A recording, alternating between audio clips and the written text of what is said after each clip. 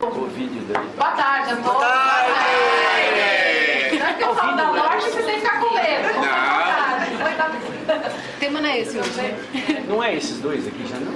Não, Deprimido. Isso, agora esse daqui também tem que entrar. Eu já levei pra cá, tá Já aqui. levou? Já, levei os dois. Então agora é só rezar pra funcionar. Depressão. Abre aqui? Isso, abre, por favor. Então vamos lá. Bom, eu quero primeiramente agradecer o Instituto Chico Xavier, né, e o pessoal querido do Albergue Noturno de Itu pelo convite, pelo carinho que sempre organizam, né, o nosso seminário, mais uma vez. E muito bom ver todos vocês aqui. Agradecer a Deus, né, que nos uniu aqui nessa tarde para aprender um pouquinho, viver fortes emoções. O tema é denso, mas espero que seja bastante produtivo a todos vocês. Obrigada. E agradecer a presença de vocês, né? Vocês podiam estar em casa descansando numa boa, ou então, não vou falar piscina porque o dia não está bom, mas estão aqui. Então, muito obrigada realmente pela presença de cada um de vocês. A mim me coube, logo a mim me coube, falar sobre depressão. Entretanto, o ponto central, o tema central do nosso seminário, não sei se vocês perceberam, é a dor. É a dor. Tudo que a gente falar aqui hoje tem relação direta com ela, com a dor. Existia um sertanejo, compositor, poeta, muito querido, já falecido, Catulo da Paixão Cearense. E ele disse num poema muito bonito chamado A Dor e Alegria, que a dor é como um relâmpago. No escuro assusta a gente, mas alumia os caminhos. E é verdade, ele tocou no cerne da questão. A dor, quando chega, assusta, não assusta? Não é como um relâmpago, você está tranquilo, de repente dá aquele clarão, você... Nossa, a dor, quando chega na nossa vida, causa um susto. Mas ela traz como bagagem, né? Por que ela alumia os nossos caminhos? Porque ela traz junto com ela oportunidades, né, de abertura da nossa visão espiritual. A dor não é uma megera, ela não quer que nós soframos, que sejamos sofredores. Ela nos quer homens e mulheres despertos. Também não é nossa inimiga. As pessoas às vezes veem a dor como uma grande inimiga, ela não é. Ela é um instrumento pedagógico do Criador. Então quando ela chega, ela vem para nos ajudar na nossa autoeducação. E por falar em educação, a dor é educada. Ela também não vem se não for preciso. E ela vai embora assim que ela não é mais necessária. Olha que interessante. Ela é super educada. Então não adianta a gente resmungar, esbravejar, ficar, né, no clima da revolta. Isso não vai resolver em nada a questão. Ela tem sempre um recado para nos dar. Então a proposta dessa tarde é que nós façamos as pazes com ela, com a dor, que nós possamos encará-la de frente quando ela nos visitar. Se já estiver visitando a vida de cada um de vocês, não há um ser só nessa terra que não seja visitado pela dor, de forma alguma. Estamos aqui no planeta de provas e expiações, ainda precisamos dela. Mas que nós possamos encará-la de uma outra maneira, com mais positividade, com mais receptividade, né? Tentando entender qual é o recado do Criador para nós através dela, da dor. Muito bem. Os antropólogos, quando eles querem estudar uma determinada comunidade, um agrupamento, eles se inserem nesse grupo durante um determinado espaço de tempo. Então, para entender como é que funciona, né, os mecanismos sociais, como é que aquele grupo se comporta. Dentre esses antropólogos que nós temos ouvido falar, um se destaca, o nome dele era Lévi-Strauss. Lévi-Strauss contou uma historinha muito interessante um tempo atrás. Ele também já desencarnado, aliás, eu só falo de morto aqui, né? O primeiro já desencarnou, o segundo também, o próximo que virá também. Lévi-Strauss, ele contou que num dos estudos que ele fez com índios americanos, ele foi convidado, já morando lá com os índios por um tempo, foi convidado para participar de uma grande caçada. Ficou todo feliz, participou das pinturas, dos cânticos, junto com os outros caçadores, e saíram todos. No meio da caçada, ele ficou bastante impressionado, porque o que aconteceu? Os índios, já com a flecha próxima à caça, na mira, paravam, abaixavam a cabeça durante um certo momento, meditavam, depois voltavam à atividade. Muitas vezes a caça já tinha ido embora, tinha que achar um outro animal para continuar ali a atividade. várias vezes isso se repetiu. Não foi só com um caçador, dois, foram vários caçadores. Eles paravam, abaixavam a cabeça, meditavam um pouco, pensavam e depois retomavam a atividade. E ele ficou assim, atônito. No final da tarde, levaram as caças, voltaram todos para a tribo. E na grande festa acenderam uma fogueira, estavam lá todos cantando. E ele foi procurar o grande chefe da tribo para perguntar o que foi que aconteceu.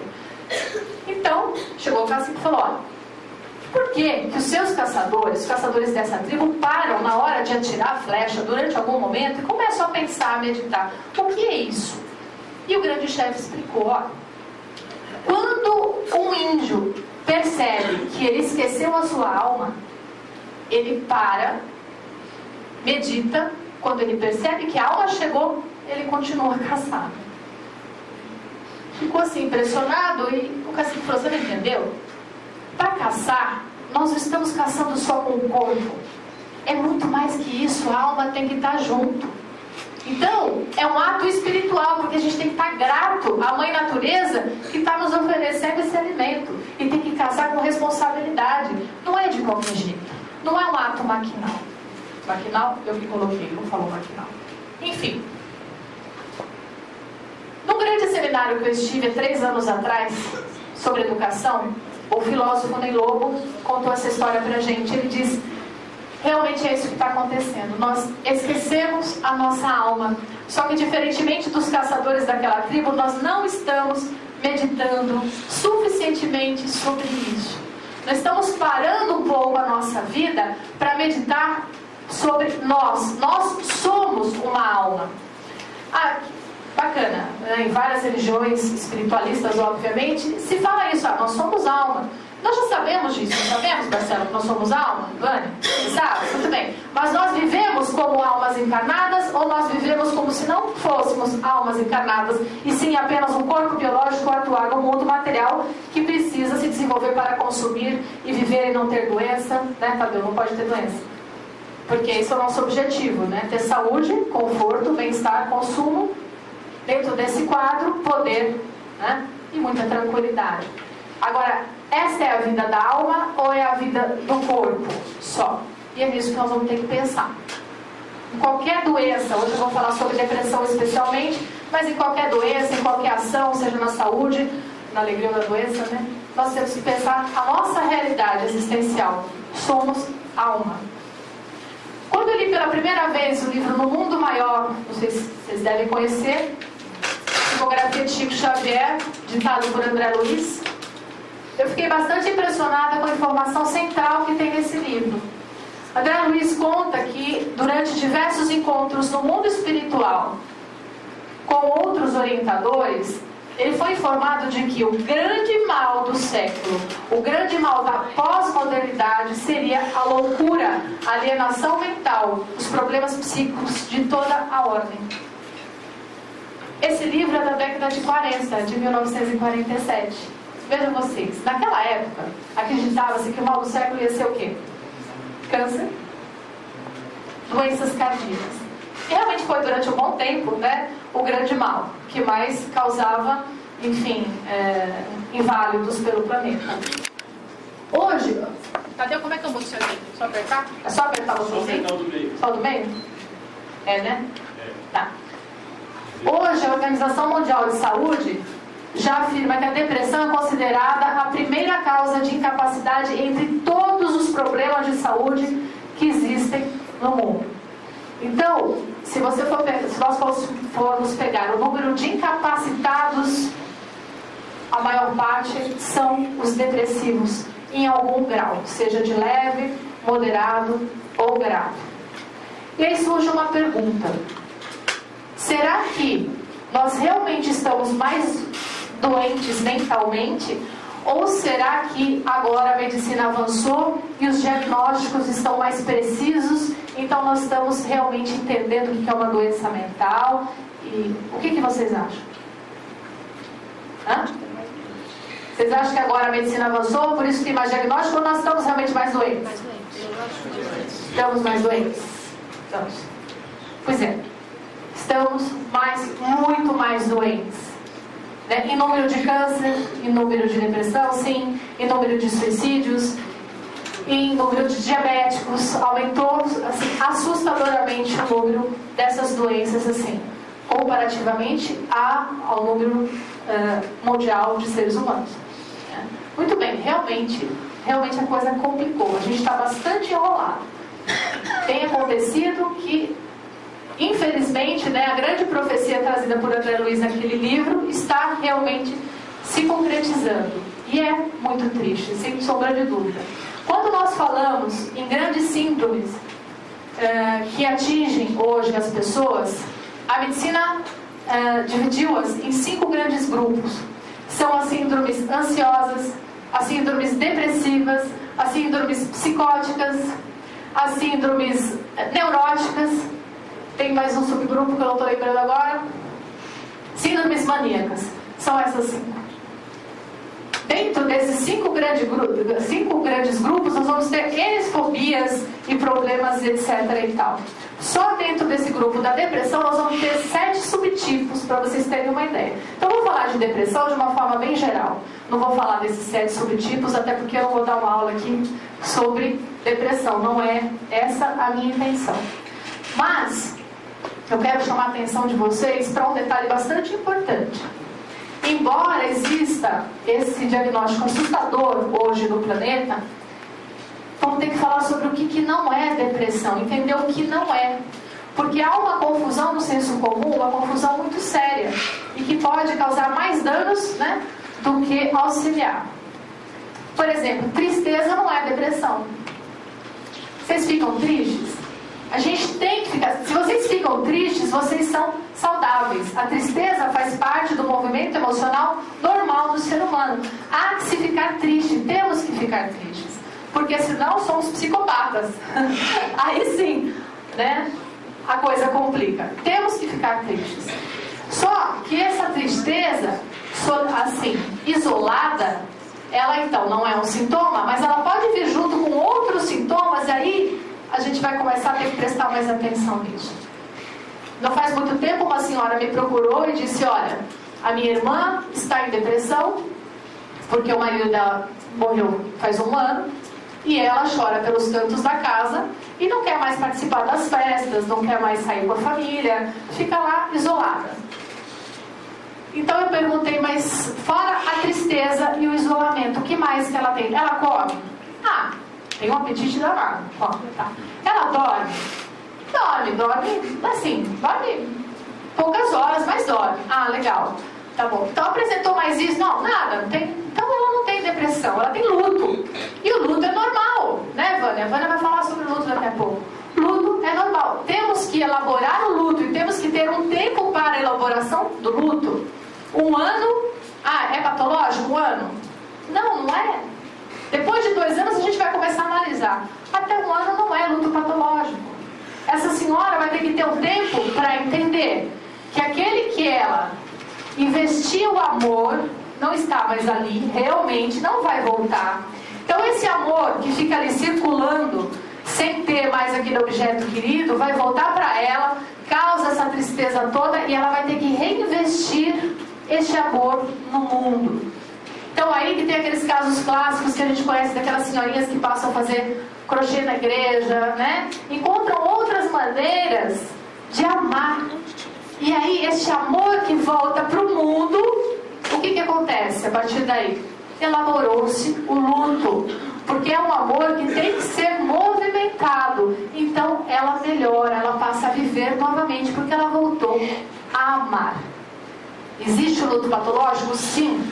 Então, o que acontece? A pessoa volta só para ela, não aceita, entra num ciclo de desgosto, culpa, revolta, remorso e tudo mais que é associado, vira assim um luto patológico, e então aí a depressão, realmente nós vamos ver que ela vai se instalar. Só que com muitos outros sintomas, além da tristeza. Então, quando é que eu posso falar realmente que alguém está com depressão? Lembrando que depressão atinge crianças, adolescentes, adultos e idosos. Vai ter que ter pelo menos 5 desses sintomas e sinais que estão aí assinalados. Então a pessoa tem que estar com o humor deprimido, desânimo, perda de interesse, apetite alterado, sono alterado. Quando a gente fala apetite alterado, pode ser muito apetite ou pouco apetite. Tá? Tem um tipo de depressão, subtipo de depressão, chamado depressão melancólica, que a pessoa come chocolate até se acabar. Mulheres, atenção. Muito chocolate. Mas aí vem a ganho de peso e tem outras coisas juntas. E tem também a falta de apetite. Pode ser uma coisa ou outra. Anedonia. O que é anedonia? Incapacidade de sentir alguma coisa, principalmente que seja prazer, uma alegria. A pessoa fica incapaz. Pode aparecer assim aquele parente que ele amava de muitos anos, a pessoa estar ali ou não está, é a mesma coisa, porque ela não sente alegria, nada. Nada com relação a este estímulo. Fadiga, perda de energia, pessimismo, baixa autoestima, concentração prejudicada, pensamentos de morte ou suicídio, isso em casos mais graves da depressão, retardo ou agitação psicomotora. Pelo menos 5 desses sintomas por mais de 2 semanas. Aí nós vamos começar a pensar em depressão. Se não, não. Então, muito cuidado, porque às vezes as pessoas falam, eu estou tão deprimido, faz 2 semanas que eu sou chamada, está comendo super bem, está dormindo super bem, está ali, né? Está concentrado, conseguindo fazer as coisas. Não é depressão. Cuidado mesmo, porque isso pode virar um jargão comum, e aí, para cair no remédio, é muito rápido. E é um grande perigo, porque não há necessidade nenhuma de medicamento no luto normal, por exemplo. As pessoas falam, tá um ano triste, vamos dar um remedinho, né, para ajudar. Não precisa. Elaboração do luto não se trata. Não se trata nem na psiquiatria comum, não se trata na psicologia, não se trata. Tá? Se quer tratar alguma coisa, vai tratar a ordem filosófica de vida. Então vai aprender mais espiritismo, vai sair, vai tentar fazer outra coisa. Aí sim, esse é o único tratamento indicado. Das ciências naturais, das ciências humanas, não. Agora, entrou em depressão, aí a coisa muda de figura. Aí a gente vai falar em tratamento porque não tem outro jeito, né? Realmente é bastante necessário. Até aqui a gente falou dos sintomas, sinais. Tá claro até aqui, gente? Tudo bem? Vamos falar das causas um pouquinho? Quais seriam as causas da depressão? A causa de qualquer doença, Tadeu, está no porão da alma. Da doença e da felicidade. Do sucesso ou do desespero. Tudo está em nós. Mas muita calma nessa hora para não rotular. Isso é um grande perigo. Nós fazemos com frequência. Tadeu falou um pouquinho, vou falar mais um pouquinho, que é para ficar bem, né, saírem com essa informação assim no coração. Tá? Cuidado para não rotular. Porque, por exemplo, fulana de tal, desenvolveu câncer. Vou usar seu exemplo um pouquinho. Desenvolveu câncer. Também guardava a mágoa da cunhada, por isso desenvolveu câncer. Não. Se fosse assim, cachorro nunca ia ter câncer, né? Porque cachorro guarda mágoa? Não. Cachorro de vocês não guarda mágoa, né? Eu tenho. A gente pode ficar super bravo com o cachorro. O que vai acontecer? Dali 5 minutos, ou na mesma hora, ele ainda está ali tentando ver se você dá aquela atenção, tá tudo bem para ele. Ele não guarda mágoa, ele não tem essa capacidade emocional de guardar mágoa, embora tenha consciência. Ok? Seria um outro passo, guardar ou não guardar alguma coisa nesse sentido. Não faz parte do psiquismo do animal, nós acreditamos. Mas, cachorro tem câncer? Muitos. Né? Hoje se questiona a questão das rações, por exemplo. Será que os transgênicos das rações não estão causando muito mal aos animais? Vamos ter que pensar nisso, porque realmente tem muito mais cachorro. Eu não vou falar sobre veterinária, que eu não entendo, né? Mas temos percebido que isso acontece. Então, ótimo, gente. Aí uma dica muito interessante. Um só aspecto da nossa vida não traz a doença. Então eu posso até guardar a mágoa por muito tempo e nunca desenvolver câncer. Conheço um monte de gente assim, né? Me esmágoa, mas não tem doença. Mas por que isso? Né? Por quê? Então, por que será que é isso? Porque toda doença, principalmente o câncer, é multifatorial. Precisa ter o psicológico adoecido, ou seja, guardar a mágoa, que é o emocional. Então vai ter. Tem que estar ruim. essa parte. O ambiental tem que estar ruim. Ambiental, fumaça, enfim, outros problemas que ele convive em sociedade.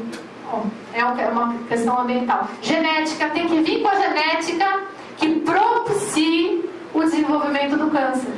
Então tem que ter lá na raiz genealógica da minha família alguém que tinha câncer, e aí, junto com a minha mágoa, junto com as questões ambientais e principalmente as questões espirituais que eu já trago de outras existências, então deu clique, deu start, as células vão se reproduzindo adoecidas, enlouquecidas e cresce o tumor. Tá claro? Maravilha. Com a depressão é a mesma coisa. Muito cuidado. Embora toda fonte de cura, né, e felicidade ou de adoecimento está em nós, precisamos tomar cuidado com isso, porque tem pessoas que nascem em famílias muito complicadas, não é verdade? Que vivem vidas muito difíceis e que não têm ferramentas internas para dar conta da demanda que está chegando. Muito bem, mas Cláudia, você está falando para mim, Tadeu também falou isso, existe dentro de nós essa força? Sim, ela existe, mas às vezes ela não está muito bem naquele momento, não é uma força totalmente desperta. O que nós temos que fazer? Procurar ajuda. Procurar ajuda. Se Deus nos permitiu desenvolver as ciências, a farmacologia, a psicologia, a medicina, se tem um centro espírita, se tem todos esses recursos, horas, eu não tenho ferramenta para dar conta sozinha. Eu vou procurar ajuda. Eu preciso da ajuda. Tá claro? Então, muito bem. Partindo daí. Sabendo agora que a depressão pode ser curada? Pode ser curada, com certeza pode. Sem sombra de dúvida. Vamos precisar de ajuda em alguns casos? Vamos, principalmente nos mais graves. Quais ajudas seriam? Vamos ver o que a Joana de Ângeles fala pra gente. Ela diz que a depressão é sempre uma forma patológica do estado nostálgico. O que é isso que ela está dizendo? Depressão sempre está ligada com alguma coisa do nosso passado que foi muito legal, que foi bacana e que a gente não tem mais e que sente falta. Não precisa ser de agora, pode ser também de vidas pregressas, como ela fala. A nostalgia reflete evocações inconscientes que parecem haver sido ricas de momentos felizes, que não mais se experimentam. Pode proceder de existências transatas do espírito, que horas recapitula nos recônditos profundos do ser, lamentando sem dar-se conta não mais as fruir ou de ocorrências da atual. Então está sempre ligado ao estado nostálgico. Se a pessoa cai em depressão, se ela realmente está desistindo de sentir alguma coisa boa na vida, é porque ela seguiu alguma coisa do passado. Ela nem pensa o futuro e nem pensa o presente. Ela está onde? Estacionada lá atrás. E esse lá atrás pode ser atrás de uma semana, de 2 semanas, oi, tudo bom? De 15 dias ou de outras vidas. Realmente pode acontecer. Tá? Muito bem. E ela ainda diz: no estado saudável, o indivíduo sente-se bem, experimentando também dor, tristeza, nostalgia, ansiedade, já que esse oscilar da normalidade é característica dela mesma, de todos nós. Nós vamos passar por dor, por tristeza, por nostalgia, por ansiedade. É chato pra caramba passar por isso? É. Faz parte? Faz. Por quê? Precisamos evoluir. A gente ainda não dá conta de evoluir só pelo exemplo bom do amor. Se a gente desse, já fazia 2000 anos que ninguém ia ter dor nesse planeta. Fora o que veio depois dele e o que veio antes. Não é verdade? É que a gente ainda não interiorizou a verdade. A gente ainda não conseguiu compreender o que deve ser feito. Ou se a gente já entendeu o que deve ser feito, a gente ainda tem tantas coisas acumuladas no nosso inconsciente, né, para destrancar, para colocar para fora, que dificulta a nossa mudança. Diz ela: todavia, quando tais ocorrências produzem infelicidade, apresentando-se como verdadeiras desgraças, eis que a depressão se está fixando, tomando o corpo lentamente em forma de reação ao mundo e a todos os seus elementos. Quando a gente começa a entrar num circuito fechado de dor, de nostalgia, de sofrimento, de tristeza, aí é que mora o perigo. A repetição do padrão. Diz ela, a doença emocional, desse modo, apresenta-se em ambos os níveis da personalidade humana, corpo e mente. Aqui, eu quero fazer um comentário um pouco mais longo. Mente a gente tem falado bastante. E corpo? Por que corpo? A depressão está lá no meu cérebro? Alguns profissionais materialistas vão dizer que sim, é uma questão química da sinapse. Está faltando aí alguns elementos que precisariam estar para facilitar aí a sua sinapse e não está fluindo muito bem. Entretanto, a condição é oposta. O que realmente acontece? Nós entramos num pensamento repetitivo de tristeza. Ai meu Deus, porque comigo, né? Que porcaria, porque o mundo é uma droga, porque comigo, porque tudo é horrível. Isso se repete, até que chega um momento em que o cérebro, ele entende, ele começa a ter vida própria. Ele começa a se transformar, as sinapses realmente se transformam e formam um circuito fechado, aonde depois o que vai acontecer, mesmo que nós queiramos mudar essa onda de pensamento, a gente já não dá mais conta. É um atavismo celular que puxa o ser humano para o mesmo comportamento. Olha que interessante o que eu estou dizendo para vocês. O que isso quer dizer? Quer dizer que assim, a pessoa vai lá no Centro Espírita de Itu, ela está em tratamento, ela está ouvindo as palestras do Tadeu, falou, eu vou mudar, não quero mais depressão, não quero mais essa história. Também está fazendo análise, procurou um bom terapeuta, está fazendo análise. E aí ela procura o Tadeu depois, no final da palestra, já era a 8ª palestra que o Tadeu estava fazendo, ela está lá, terminou um tratamento, começou outro, e ela não melhora, ela não dá conta. Tadeu, o que está acontecendo? Olha, não dá. Aí Tadeu fala para ela, bom, mas você já procurou ajuda psiquiátrica também? Porque de repente também precisa disso. Sim. Aí ela vai e procura um profissional. O que o profissional vai fazer? Ela já está tentando os dois lados, só que ela não dá conta. O profissional vai explicar o seguinte: existe esse atavismo, está um circuito fechado de pensamento. Então mesmo que ela queira mudar, ouvindo só o Tadeu, ela não tem força para mudar realmente, para deixar de estar depressiva. Aí o que ele faz? Ele receita um remedinho. O que o remedinho vai fazer? O remedinho é uma moratória. Ele vai entrar nessa sinapse e ele vai bloquear esse circuito fechado que está acontecendo, essa rede autônoma que está acontecendo. Entrando ali, o remédio vai fazer o quê com essa moratória?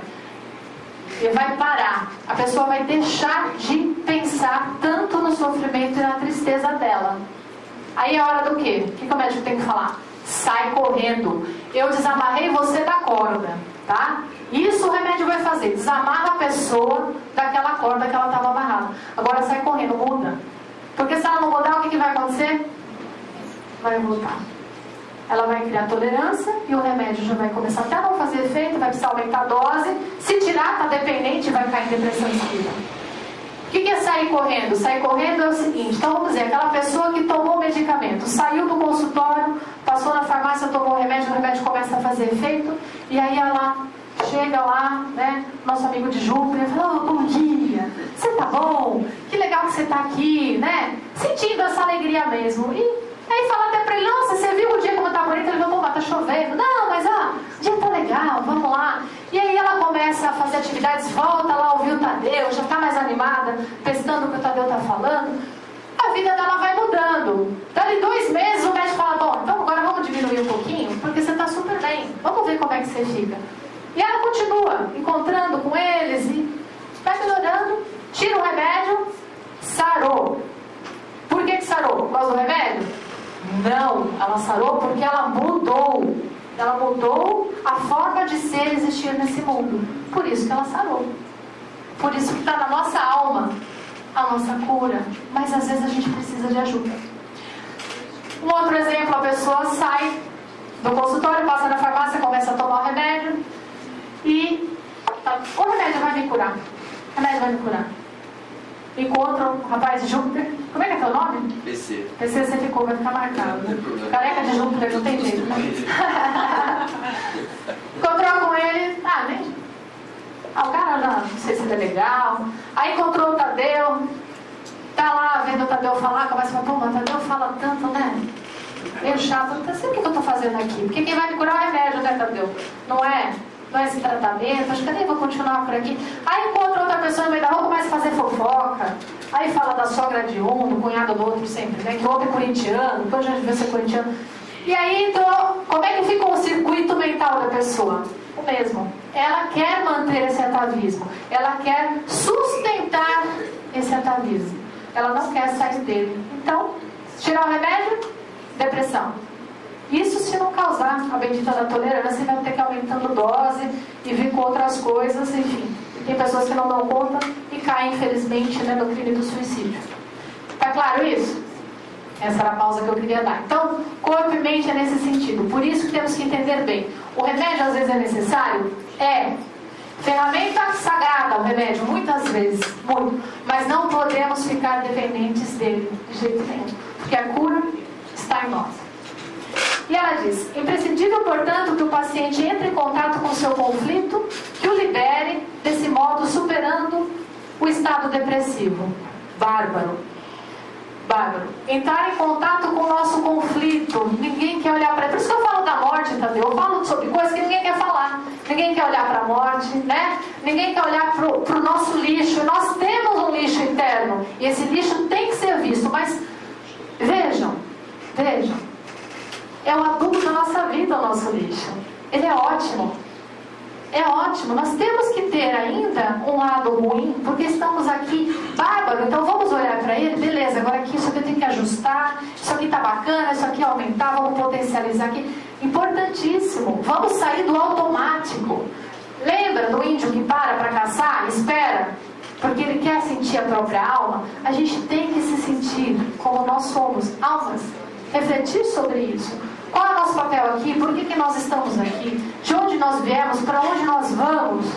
Nesse curtíssimo espaço de tempo que nós temos aqui. Eu estou falando com vocês há 40 minutos, quase 35 minutos, 40. Isso não é nada perto da nossa vida toda. Isso não é nada.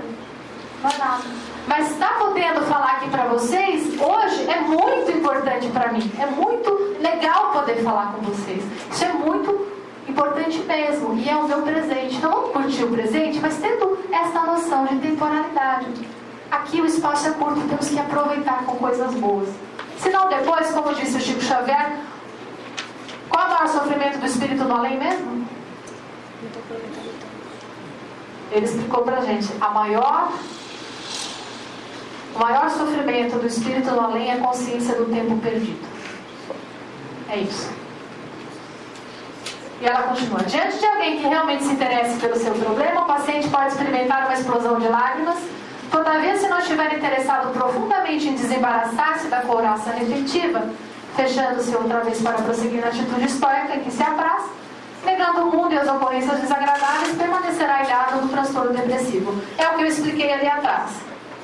Se ela se fechar nela mesma, vai acontecer isso. Tem pessoas que querem que a gente escute o choro, a lamentação dela, não para que nós a ajudemos de alguma maneira. Já perceberam isso? Elas só querem poder falar o quanto elas são infelizes e o quanto o mundo é injusto para elas. Elas não querem nem que a gente mude muita coisa, porque elas também sabem que nós não vamos conseguir mudar nada. Mas o que é que elas querem provar para elas mesmas ao repetir isso? Todas as vezes. Olha só como o mundo não me dá aquilo que eu tenho direito. E não é por aí. Vai permanecer ligado no transtorno depressivo. Nesse capítulo anotamos a forte incidência de fenômenos obsessivos. Aí um outro capítulo. Já ouviram falar em obsessão, acredito eu. Muito bem.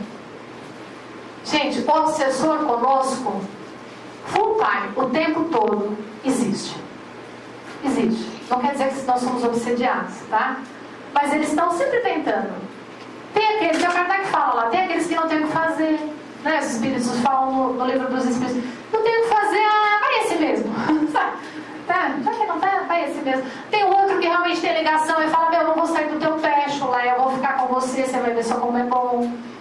Tem aquele outro que é pau mandado, porque deve alguma coisa lá para outro espírito e fala, pô, me mandaram caçar esse aqui, então eu vou caçar. O obsessor tem para todos os gostos, tamanhos e gêneros. Sem sombra de dúvida.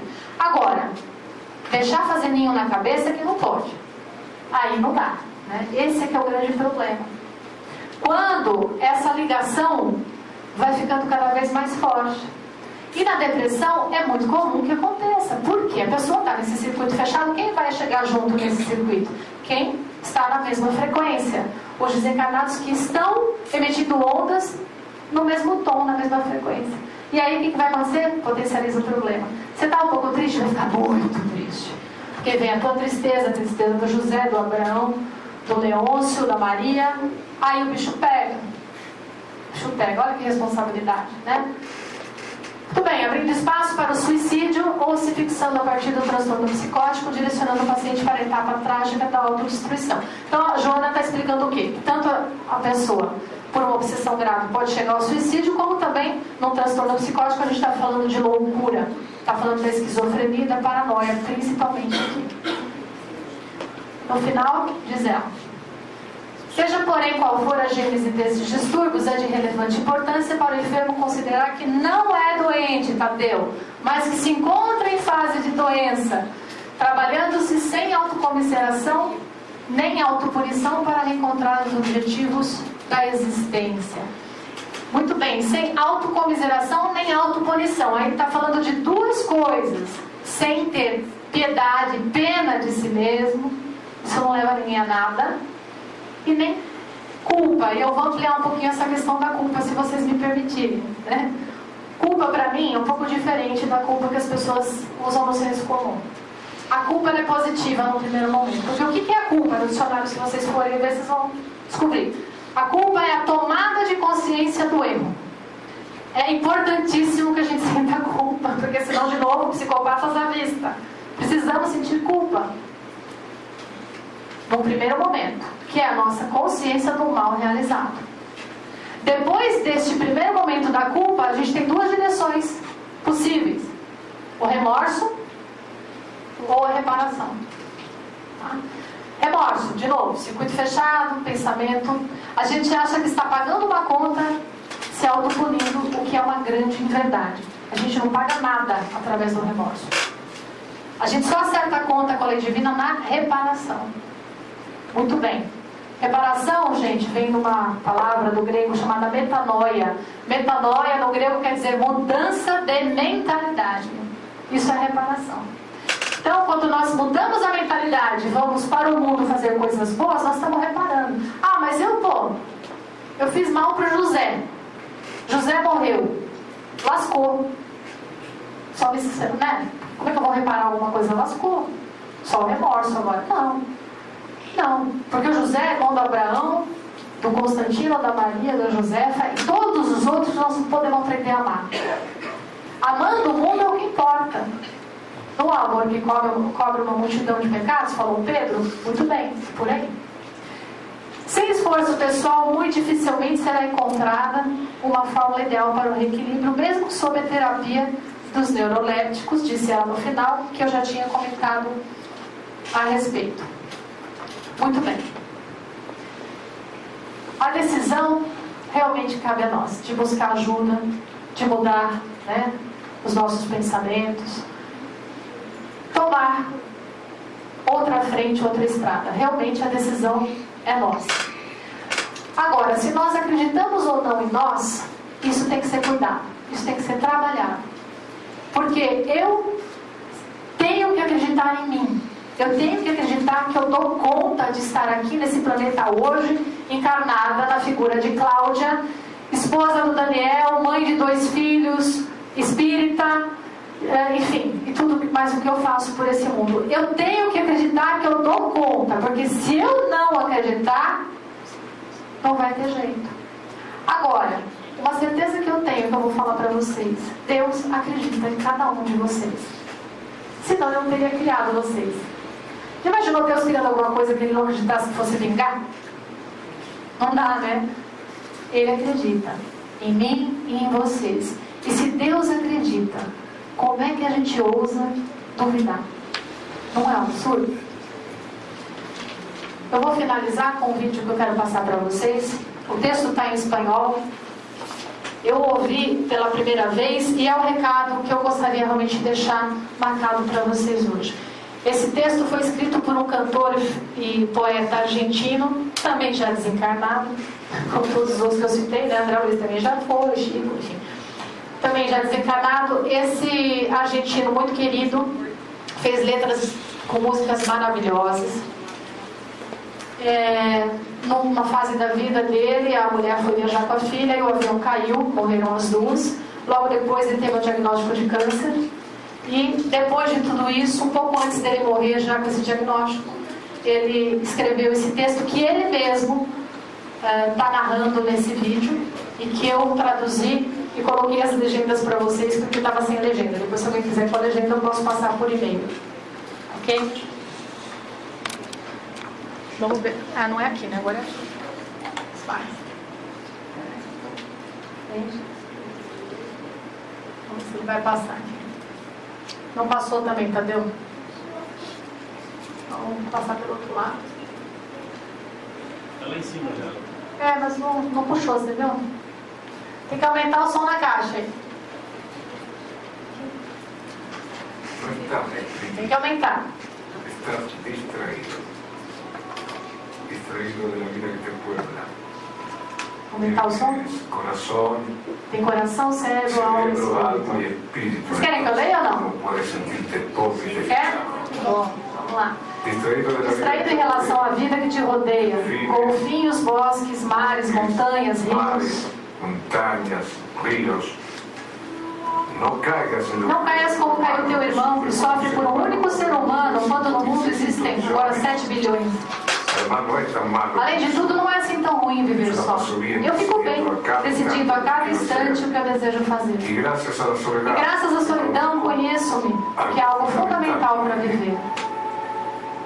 no caigas en lo que cayó tu padre. Não caias no que caiu seu pai, que se sente velho porque tem 70 anos. Olvidando que Moisés, Esquece que Moisés comandou o êxodo aos 80 e Rubinstein interpretava Chopin com a maestria aos 90.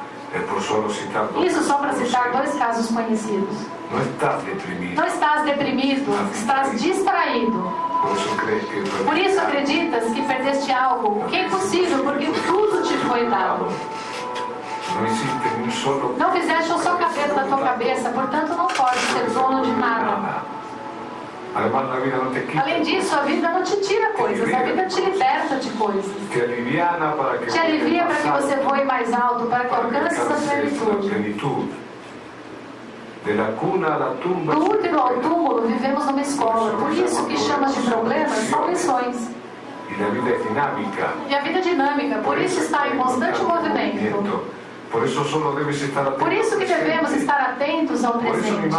Por isso que minha mãe dizia, eu me encarrego do presente, o futuro é assunto de Deus. Por isso que Jesus dizia, amanhã não interessa, Ele trará nova experiência. A cada dia Ele basta com sua própria vontade.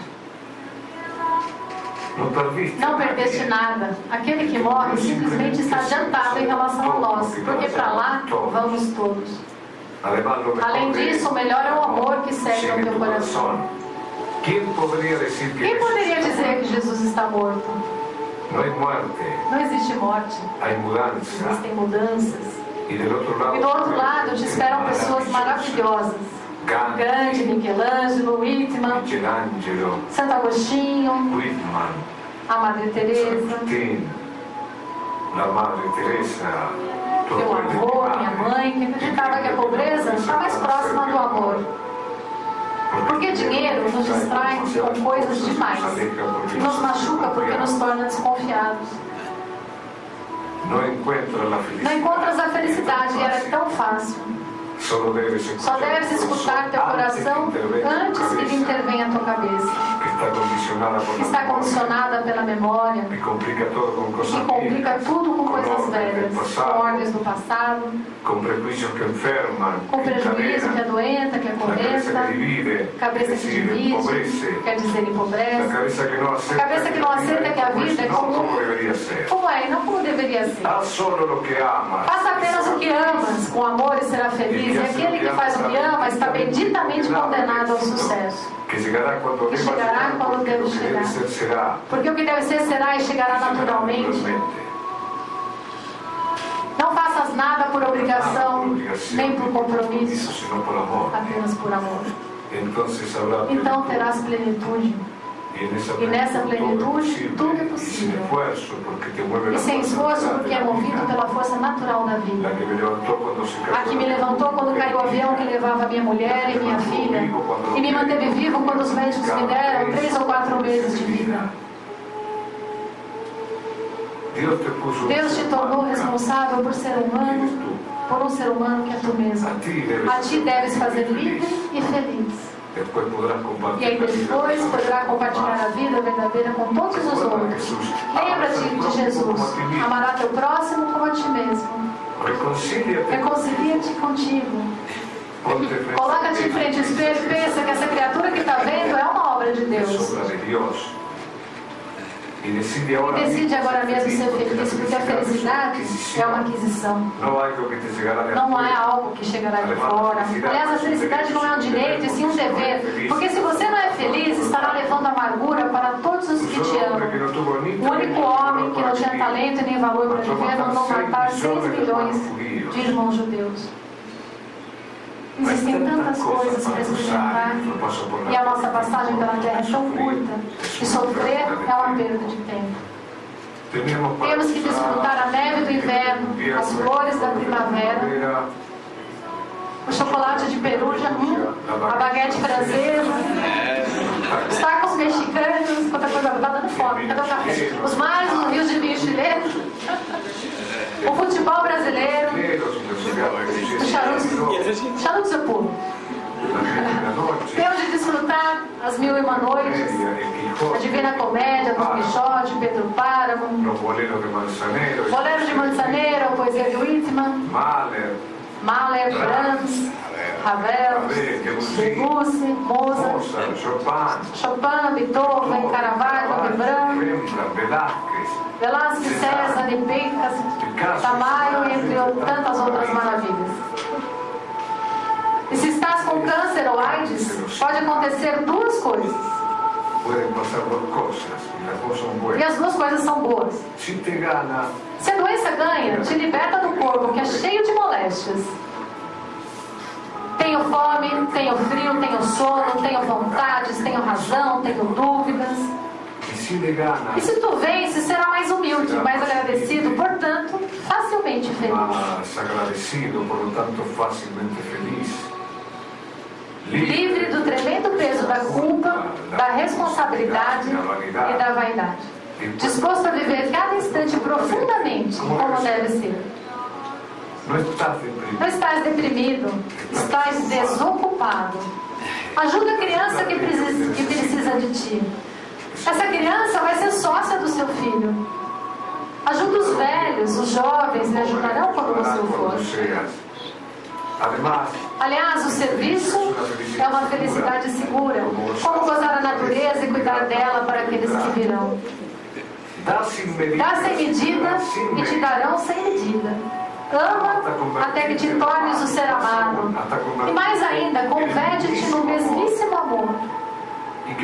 E não te deixes confundir por uns poucos homicidas e suicidas. O bem, gente, é maioria, porém não se nota porque ele é silencioso. Uma bomba faz mais barulho do que uma carícia, mas uma bomba que destrói há milhões de carícias que alimentam a vida.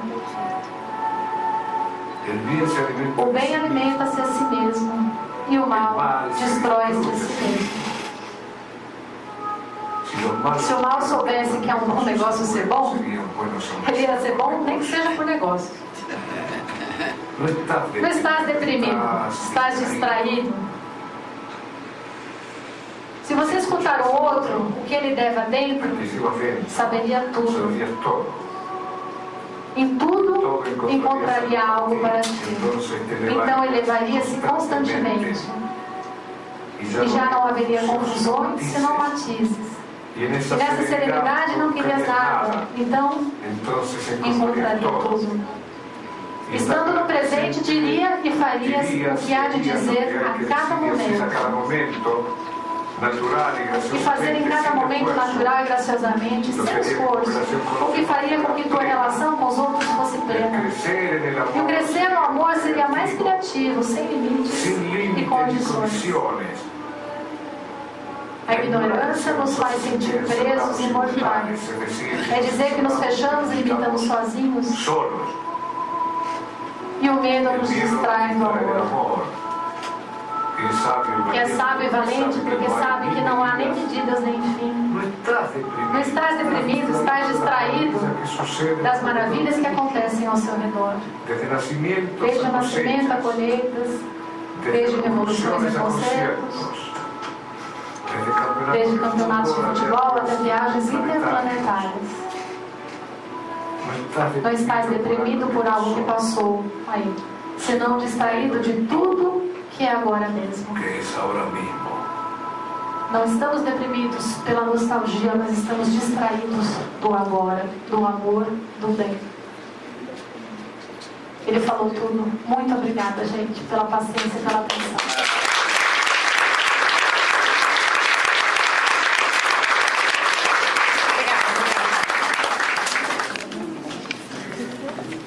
Alguém tem alguma dúvida sobre o que eu falei? Sobre o que o Tadeu falou, também está valendo, ele está aqui. Eu tenho uma... Na verdade, sim, eu ouvi falar uma vez que a doença começa na alma e vem para o corpo. Eu queria saber o que você podia falar com relação a isso. Tá? Ela fez uma pergunta aqui. Ela disse que ela ouviu uma vez que a doença começa na alma e depois vem para o corpo. Ela queria saber se isso realmente procede. Boa pergunta. Sim. A doença começa sempre na alma. Sempre. Porque, na verdade, somos alma. A nossa essência real é essa, né? Nós somos um espírito agora encarnado. Então, o que acontece? Qualquer doença que nós desenvolvemos, ela tem relação direta com as nossas disposições íntimas, com aquilo que a gente traz, né, de mercadoria no nosso inconsciente do passado. Então, isso explica, inclusive, aliás, é só o Espiritismo que explica isso tão bem. Por que crianças nascem, por exemplo, como nasceu o filho, o neto do Tadeu? Né? Como é que vem com um mal desse? Ou então outras crianças que nascem depois de 1 ano já estão com câncer. São tantas, na verdade. Quem vai no Boldrini em Campinas sabe disso. Então, como é que a gente pode explicar isso? Só pode estar a doença no banco da alma. Então, o que acontece? Ela realmente tem um fator genético associado, mas não é que, então foi numa roleta russa e aí ela caiu naquela mãe que, puxa, que azar, aquela mãe tinha lá um óvulo que estava com essa deficiência. Não, não é isso. Quando esse espírito vai se imantar ao novo corpo, lá, né, no útero, ele traz já no perispírito dele. Você sabe o que é perispírito, gente? Vamos tomar, sabe? Legal, o corpo espiritual, né? É no corpo espiritual que fica registrado tudo isso. No perispírito dele já tem esse registro, né? De prova, pode ser prova, como ele falou, expiação, enfim, isso não importa. Aí o que acontece? Esse espírito vai se ligar justamente naquele espermatozoide que foi selecionado por uma força magnética que vem do espírito e que fecundou aquele óvulo daquela mulher. Então não tem acaso. O espírito, o perispírito já trazem toda a informação daquilo que ele precisa desenvolver. Agora, um outro detalhe que eu acho bem importante. E o fulano de tal, por exemplo, que tenha todas as características para ter o problema. Por exemplo, filho de 2 que são primos, podia ter vindo com retardamento, tinha tudo para ter dado errado e não deu. Né? Às vezes estava até no planejamento dele dar errado alguma coisa. Olha, pode ser que com 30 anos você desenvolva câncer. Tá? Mas não desenvolveu. Por que será isso? De novo, vamos evocar o Pedro. O amor cobre uma multidão de pecados. Às vezes, até aquilo que era para ser de muito ruim, não acontece porque nós tomamos decisões muito positivas. Então, vem ali, né? Emmanuel fala isso bem. Se quando a justiça divina vem bater na nossa porta para cobrar o que nós estamos devendo e não se encontra trabalhando, ela vai embora. Ela vai embora. Então, aí a necessidade do nosso esforço constante de melhora íntima. Então, sem dúvida alguma, está na alma a felicidade ou a dor. Tá? Mais alguma pergunta? Sobre depressão? Não? Tudo bem? Tem aqui, tem uma. Tem um oi, Antônio. Não é pergunta, é uma dica. Eu tenho uma amiga que é extremamente pessimista. E ninguém quer ficar próximo dela, inclusive eu. Às vezes eu mesmo distancio, porque ela traz consigo uma carga negativa muito grande. Então, a gente um pouquinho sensitivo percebe, sai. Quem não é, pouco tempo que fica também sente, então evita ela. Me diz uma coisa, o que fazer com essa pessoa? Você percebe que ela não está nem aí a fim de mudar, mas ela sempre tem uma notícia ruim. Alguém, na família dela, já, quando não morreu, está doente de fase terminal. E ela é um poço de problemas.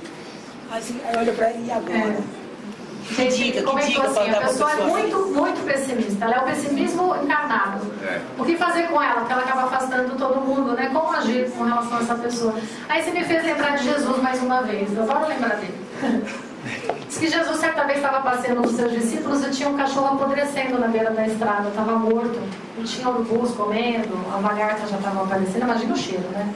Hoje, passeando lá com meu marido, tinha um pato nessa situação. A gente quase passou mal na caminhada. O pato estava morto lá disso. E aí os discípulos, credo, que horrível, olha só, tá morto, E aí Jesus olhou e falou, puxa, tinha lindos dentes esse animal.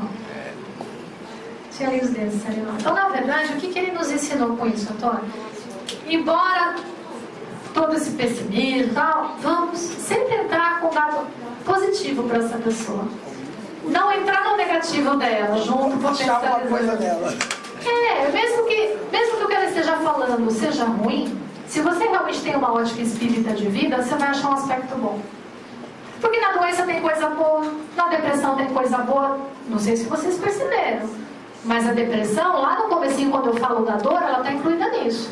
A dor não é inimiga, não é megera, ela nos quer despertos. Se eu cair em depressão e sair, quanta coisa eu posso aprender com ela? Aprendo que eu posso me superar, que eu tenho força, aprendo a ver o mundo de outra forma, eu cresci. Então ela foi, a depressão, gente, ela foi o quê? Foi um degrau na minha escada evolutiva, ela me ajudou a dar um passo a mais. Eu não posso ver a depressão como uma coisa só ruim. Ela é ruim enquanto ela está aí, depois que ela passou, você vai ver que ela foi boa. Então é chegar para essa pessoa e mostrar os dentes do cachorro. Claro, mas tinha dentes bonitos esse cachorro. Quer dizer, realmente, mas olha só, deve ter coisa boa junto nisso. Vamos tentar achar juntos. Acho que é por aí. Mais alguma fala? Tá tudo bem? Oi? Para os dois. Vocês não acham, eu não sei se eu deixei de compreender alguma coisa, mas vocês não acham que seria muito cruel dizer para um doente de câncer, né, que foi muito citada aqui a doença, assim, se você ficou doente de câncer, é porque você fez esse câncer. E se você não se curou do câncer, é porque você não pensou o suficiente, ou não pediu adequadamente, ou não se comportou adequadamente. Então você é duplamente culpado. Você é culpado porque você adoeceu e você é culpado porque você não se curou. Aí, a minha pergunta é a seguinte. Eu concordo com tudo isso que vocês colocaram e tal, da genética. Mas será que também a gente não fica doente? Porque o lugar de ficar doente é aqui mesmo. Será que a gente não fica doente porque a gente tem um corpo e esse corpo fica doente mesmo? Será que não há nenhum tipo de determinismo nisso? E será que a gente não está supervalorizando a doença em detrimento de todo um outro contexto? E eu estou dizendo isso pelo seguinte, eu tive muita gente com câncer na minha família. E a minha mãe morreu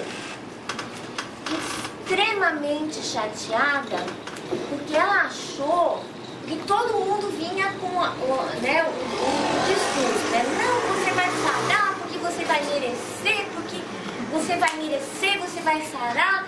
E ela perseguiu até o fim. Aí chegou um belo dia que ela falou assim, eu estou pedindo a coisa errada. E parou, né? E depois de um pouco tempo ela morreu. Plácida, sabe? A minha mãe nunca falou absolutamente nada do câncer. Ela teve um comportamento assim, e ela morreu plácida. E eu achava muito cruel quando as pessoas falavam para ela: você não foi merecedora. Né? Provocou o seu câncer. Dizer para a pessoa que tem câncer que ela provocou. Quando falavam isso, eu tinha vontade de morrer, porque é duro a pessoa. Não, eu provoquei e não sabe por toda. Não, então, isso é um grande equívoco. Desculpa, como é teu nome? Desculpa, eu. Imagina, como é seu nome? Cristina. Cristina, eu posso falar? Cadê? Depois eu passo para ele. Cristina, é um grande equívoco que as pessoas cometem. Em alguns momentos da nossa palestra, a gente comentou isso. Às vezes pode ser prova, às vezes pode ser expiação, às vezes pode ser missão. Se eu tiver que desencarnar, você vai desencarnar, não vai, Cristina? Vou eu da fala da morte, eu também vou. Importa se é de uma tijolada ou se é de câncer? Não sei. De alguma maneira nós vamos embora. Então, realmente, quando a gente faz visitação em hospital lá pelo Kardec, isso é um cuidado muito interessante de se ter. Né? A gente nunca pode dizer para a pessoa: você pode se curar, se você está aí com isso, você pode se curar sozinho, de forma alguma. Por isso que eu citei que a gente tem que usar, quando nós não temos ferramentas internas, a gente tem que procurar as ferramentas externas que estão à nossa disposição, e que são muitas. A religião é só uma delas. As pessoas fazem esse equívoco. Olha só, se você causou sua doença, então você também tem que causar a sua cura. 2 perigos. Primeiro, porque, como eu disse a você, óbvio, a doença está nos porões da nossa alma? Está. Só que eu fico doente sozinha? Não, eu fico doente em relação social. Porque eu também tenho outros gatilhos. Eu tenho os pais que eu tive, que foram criados por meus avós. Eu tenho a questão ambiental. Então, tem muitas outras coisas associadas para que eu desenvolva a minha doença. Há uma programação reencarnatória que eu tenho que levar em conta. Tudo isso. Então, realmente é desumano a gente chegar para alguém, como eu falei, dei uma pausa lá no começo, vamos prestar bem atenção nisso, de novo, né? Vou deixar isso mais claro.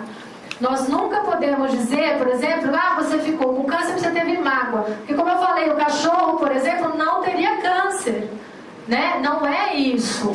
Agora a mágoa causa câncer? Também, porque ela é um dos gatilhos, né? Então, realmente, agora a pessoa, às vezes, de repente, é uma pessoa maravilhosa. Como eu conheço pessoas maravilhosas que estão muito doentes. Prova. Tudo bem, sabe? Eu vou saber o que é, eu não sei. O que me cabe fazer nesse caso? Estar disposto, dar o meu apoio, dar minha empatia, dar minha escuta, dar o meu coração. Nunca julgar, porque isso que você falou é um julgamento. Se alguém chega para você e fala assim: olha, você está doente, mas você tenha fé porque você vai curar, porque a gente que causa. Como eu falei aqui, realmente, nós causamos, sem dúvida, porque há uma justiça divina, porque seria ridículo de eu só ter câncer porque minha mãe teve, então a culpa do meu câncer é minha mãe? Não é, não pode ser. Tem que ter participação minha nessa história toda, e a minha participação é a principal. Só que a pessoa que está muito doente, ela precisa realmente do nosso respeito, né? Ela não precisa de um livro de autoajuda. O que faz o livro de autoajuda, gente? Desculpa quem gosta de autoajuda aqui, mas eu vou falar o que eu penso. O livro de autoajuda, ele pode até ajudar. Só que existem pessoas que só pelo livro de autoajuda que está falando assim: seja uma pessoa otimista, seja maravilhoso e você será feliz, você vai conquistar tudo. Ou então, aquele filme O Segredo, vocês devem ter assistido. Aquele filme eu acho bem interessante como exemplo, porque no filme, como é que é lá, Cristina? A pessoa fala assim: eu fiquei pensando no cheque, eu pensei no cheque e o cheque veio na minha porta. E eu falei: como é que faz? Onde é que entra a lei de ação e reação? Não tem lei de ação e reação? A pessoa só precisa pensar positivo e aí resolve todos os problemas? Não! É um monte de coisa que está envolvida nisso. E a autoajuda, ela comete esse erro. Porque no livro de autoajuda, o que nós vamos encontrar? O que é uma autoajuda? Você consegue sozinho. Não! A gente adoece em sociedade. E a gente precisa da sociedade para melhorar, muitas vezes. A gente precisa de um apoio social, às vezes medicamentoso, profissional, científico, para conseguir melhorar de uma vez. E às vezes não é uma encarnação não é nada. De repente descobri que eu estou com câncer aos 45, não dei conta disso, desencarno, volto depois e continuo essa trilha. Não há problema. Né? Vamos Tem que continuar. morrer de algum jeito, né? Vamos até a gente conseguir chegar no mundo que não precisa mais ficar doente, como você falou. Então, assim, quem gosta de autoajuda, respeito. Só que ela traz um estigma para os fracassados. E é isso que me causa um pouco de preocupação. Porque tem aquelas pessoas que leem o livro e falam assim: pô, mas o cara está falando que eu dou conta e eu não dou conta. Como aquela pessoa que estava indo ouvir o Tadeu na palestra, só que ela estava no atavismo e ela não conseguia sair, ela precisou do remédio. Se ela for só pelo livro, ela vai falar, eu sou um fracassado, nem para isso eu presto, porque todo mundo consegue pelo livro e eu não. Aí é mais um fracasso nas costas da pessoa. Então temos que ter, nós espíritas, temos uma responsabilidade a mais com relação a isso. De não sermos cruéis. Porque isso realmente é crueldade. Até porque eu vou falar, qual de nós aqui está isento da doença ou da dor? Vocês têm certeza que vocês não vão ficar doentes? Né? E será que todo mundo vai dar conta da doença que vai desenvolver? Sei, só vivendo a doença para a gente saber. Teve uma senhora que eu conheci que desencarnou de um caso gravíssimo de reumatismo, um amor de pessoa também, maravilhosa pessoa. Desencarnou e a família inteira falando para ela, você não quer se curar, você não quer se curar. Pois ela desencarnou e eles continuaram falando. E aí veio um recado dela no centro espírita bem distante. Que aí perguntaram para mim, você conhecia fulano de tal? Conheço. Ah, ela mandou uma carta lá para a família. Fora que eu fui ler a carta, ela pedia na carta, pelo amor de Deus, para de falar que eu não dei conta. Por que eu não dei conta? Porque eu não ia dar conta mesmo, eu não tinha que dar conta. Pronto, agora para de falar nisso. Aí entreguei a carta para a família. Ficou como lição para mim. Essa carta foi para mim também, por isso que ela passou na minha mão. Né? Mortícia? Adorei! Fazer uma mecha branca para ela chitar o cabelo, vai ficar bom. É coisa do diabo. Coisa do diabo, coisa do demônio. Precisa fazer um desencapetamento, né? Aí sabe. É outro Júpiter? É outro de Júpiter. Ah, outro Júpiter. É verdade. Lá também tem carecas? Olha, esse seminário está interplanetário. Eu tô achando bárbaro. Tá. Tá certo. Tudo bem, Cristina? Bem, legal. Porque na realidade os seminários, acredito eu, né, ajuda a capacitar as pessoas, né? É para isso que a gente... E os espíritas, eles visitam muito os doentes, né? A gente recebia muitas visitas, né?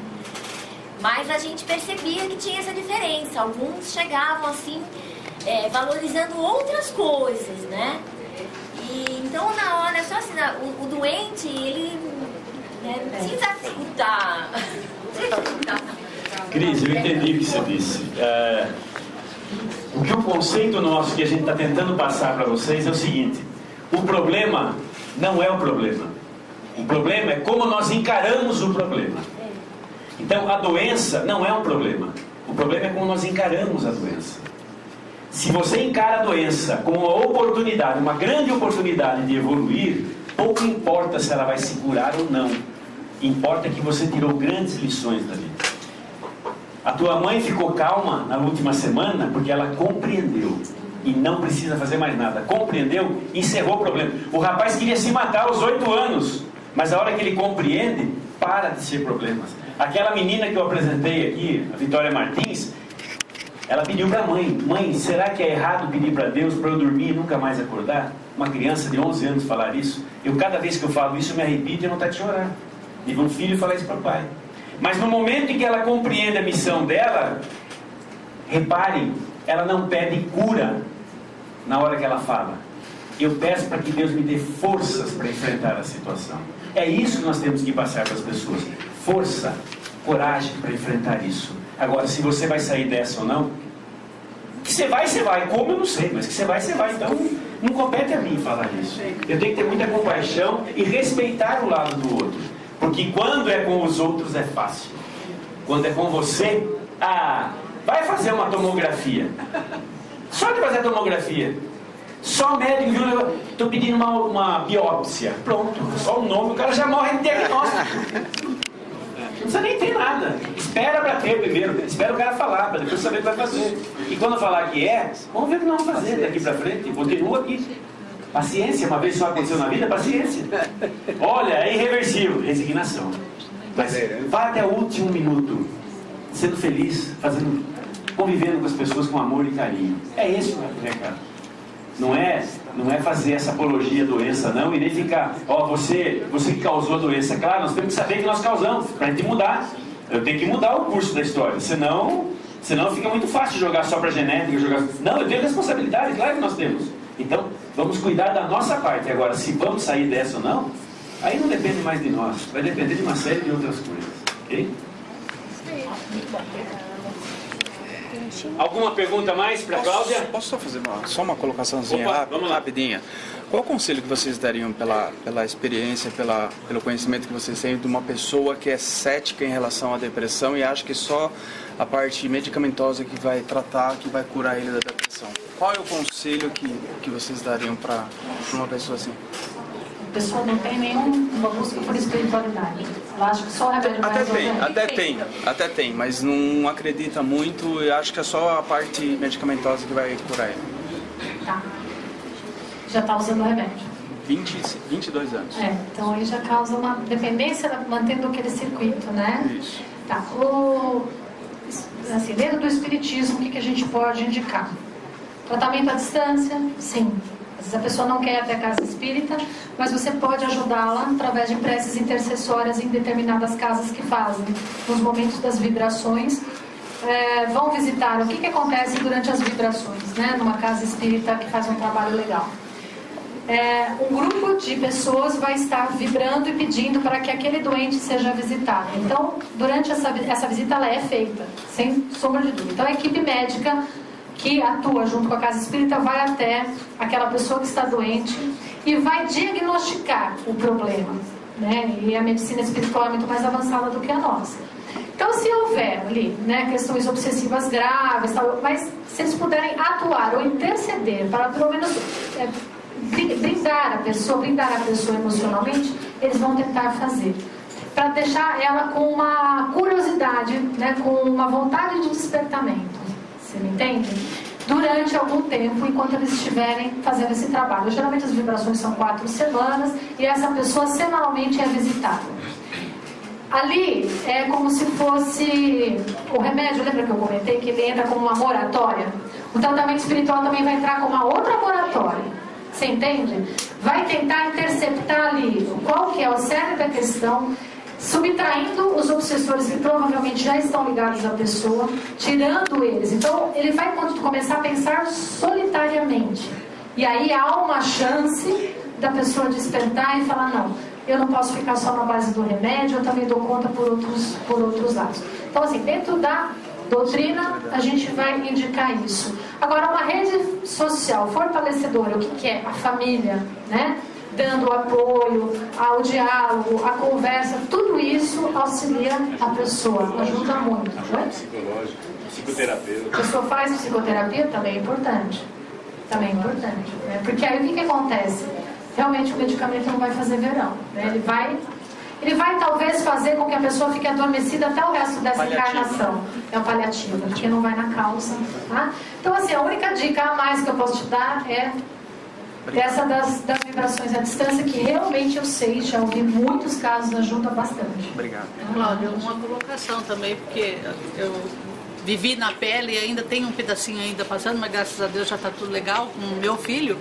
A compreensão da família é muito importante, porque às vezes a família acha que é frescura, que é psicológico, que é rebeldia. Então a compreensão da família, a família acolher e ficar ao lado, incentivando, conversando, auxiliando de alguma forma, né, fora o medicamento e o tratamento espiritual, ajuda muito. Como eu falei, o apoio sociofamiliar, isso é muito importante. A médica mesmo fala isso. Pessoal, nós estamos extrapolando o tempo. Vamos fazer o seguinte, vamos fazer uma pausa para o café. Segundo a Cláudia,